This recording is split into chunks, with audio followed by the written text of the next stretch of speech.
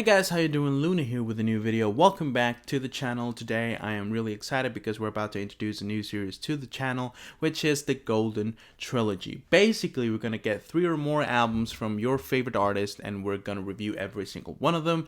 Obviously, for it to be a trilogy, we need something to connect the albums, so we have a few requirements that, the albums must follow. Basically, you need to meet at least one. Either the albums are released one after the other, or they form part of a series somehow, like the McCartney 1, 2, and 3 album or the Ziggy Stardust albums. We're starting off with one of the most entertaining and important, actually, trilogies of all time with the Rolling Stones. And no, I'm not talking about that wonderful thing they did in the late 60s and early 70s. We're talking about the early Rolling Stones with Out of Our Heads, Aftermath, and Between the Buttons. This is the trilogy that turned the Rolling Stones from a blues rock band to one of the most influential and innovative rock bands of the 60s, which is one of the best decades for rock music. So already that tells you how important this trilogy was. Starting off with Out of Our Heads, this is probably the most entertaining albums out of the 3. You have a bunch of amazing covers like Mercy Mercy, That's How Strong My Love Is, Cry to Me. But the most important thing in this record, and the reason why it's included in this trilogy, is because this is one of the first times that the Rolling Stones included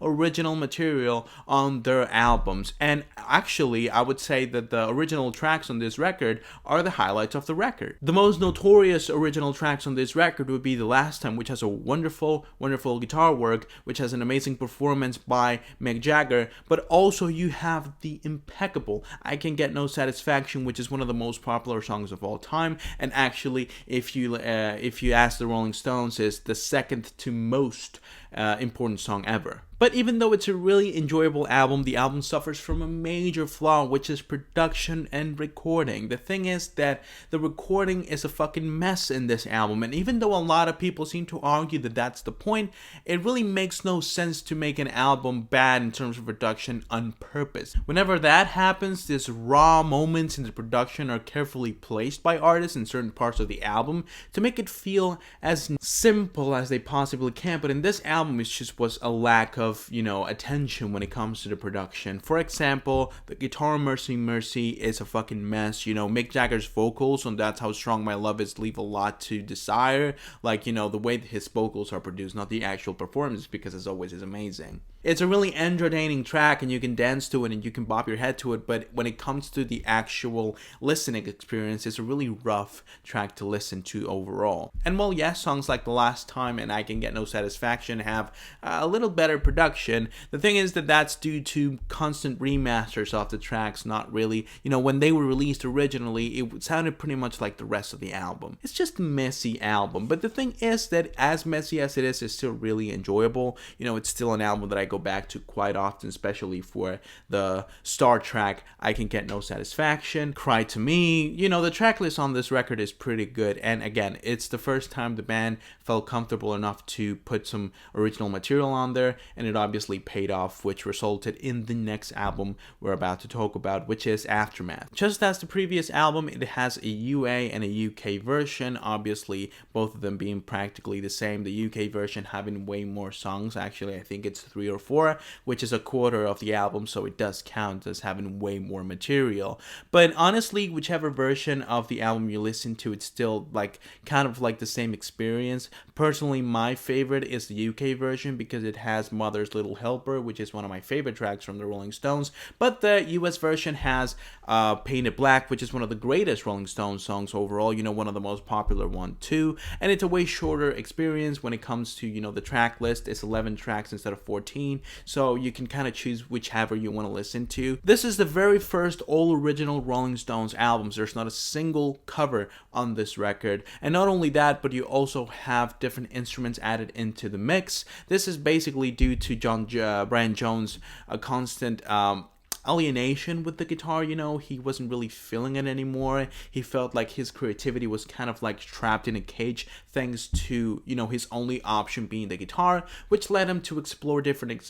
instruments and resulted in tracks like Painted Black or I Am Waiting, which again are some of the best tracks on the album. Also, the Rolling Stones had a friendlier, clearer sound, not in terms of lyrics, because you do have some really misogynistic songs in here. I don't think they're misogynistic, but that's what people claim the songs to be, and tracks like Stupid Girl and Under My Thumb. But honestly, the tracks are really enjoyable, and it showcased the sound that the Rolling Stones had not explored in such a clear way, at least at that point. The band seemed to be exploring darker themes, but in a prettier way and more colorful production and instrumentation, which is characteristic of the psychedelic movement that was going on at the time with music. So I would argue that this is the most important Rolling Stones release ever, because it kind of showcased the band trying out new things and trying to be more creative when it comes to their craft, and it paid off. This is one of the greatest Rolling Stones albums ever, and actually one of the greatest albums ever overall. You have tracks like Going Home, which is an 11-minute track, never before seen in the Rolling Stones discography, which usually was just, a 3-4 minute track, even 2-minute track to entertain you, and then on to the next one. This is an 11-minute song, and yes, it's not the most complicated track ever, but I believe this is the start or the footprint for songs like You Can Always Get What You Want, Sympathy for the Devil, Give Me Shelter. The ability to make a track longer than 3 minutes and still be in rock music or blues rock music or any variety of rock that the Rolling Stones wanted to try.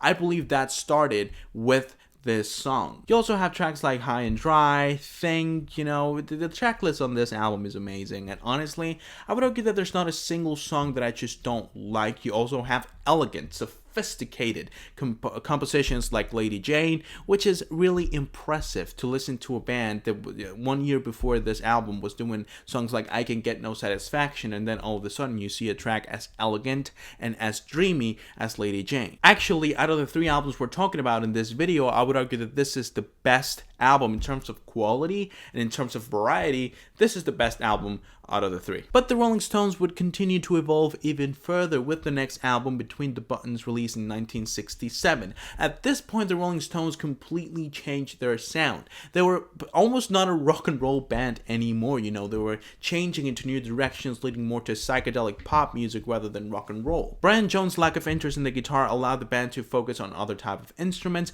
For example, tracks like Yesterday's Papers and Connection fully focused their entire instrumentation on the drums. Tracks like Let's Spend the Night Together and Cool, Calm and Collected fully focus on the piano. The sound from the Rolling Stones went from being something raw, sexual, and energetic to something really pretty, but still keeping that same intensity that the old albums used to have. And in my opinion, this is an even more entertaining track list than the one we saw in Aftermath, even if it doesn't pack the same level of quality. This album was the peak in terms of the band's evolution towards other types of genres. Again, even though the tracks don't have the same quality, the band was confident enough to make weird decisions when it comes to the songwriting. Decisions that were obviously not the best for marketing the product, but they didn't give a damn because they felt confident in their abilities to adapt to new types of music, and that basically allowed the band to evolve even further past their Satanic Majestic request to make a full, left turn when it comes to Beggars Banquet, going back to blues rock music. In my opinion, these 3 albums helped for one thing and one thing only, and was building up the band's confidence in their own craft. They wanted to go away from blues rock, from the roots as a rock band, to see if they could adapt to different environments, different types of music, different types of recording. And when they did it successfully, they were able to go back to their roots in Beggars Banquet and start a new type of blues rock, the Rolling Stones type of rock and roll. So whenever you listen to those 4 albums that came after this one, excluding obviously their Satanic Just a request, and you think that is the best thing in music history, which you may be right, you have to look back at these albums and think, these were the ones that started the confidence and the genius creativity the band displayed on these albums. So that's why I think that maybe there's not a 10 out of 10 in this trilogy right here. I still believe they earn a spot in the golden trilogies of music. And when it comes to me, which is my favorite album out of the 3, this bad boy right here.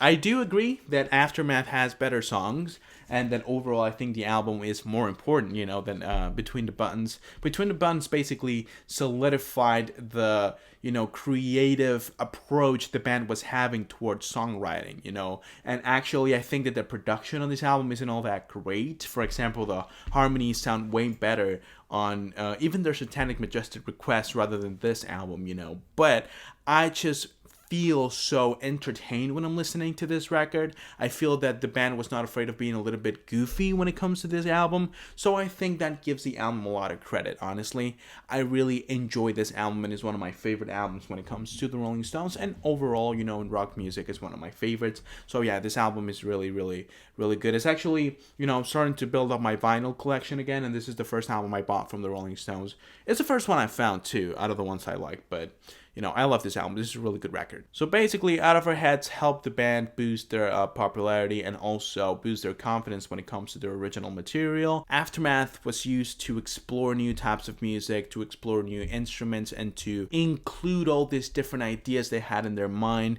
to the music and see how it played out. And Between the Buttons was basically the band saying we're not afraid to experiment with any type of music we want to, and you know, it showed the band at their most confident and at their most comfortable when it comes to exploring different areas, you know, because obviously with their Satanic Majestic Request, it's pretty much obvious that they were trying too hard, you know, that they were in this like weird race against other rock bands like the Beatles, like the Beach Boys, like the Kinks, like, you know, many bands from the 60s in this psychedelic race. Thankfully they stopped, you know, in the 1968 they went back to doing their own thing, but yeah, pretty much I think that Between the Buttons, Aftermath, and Out of Our Heads have a deserved spot in the golden trilogies of music. Which leads me to the end of the video. I really hope that you guys enjoyed.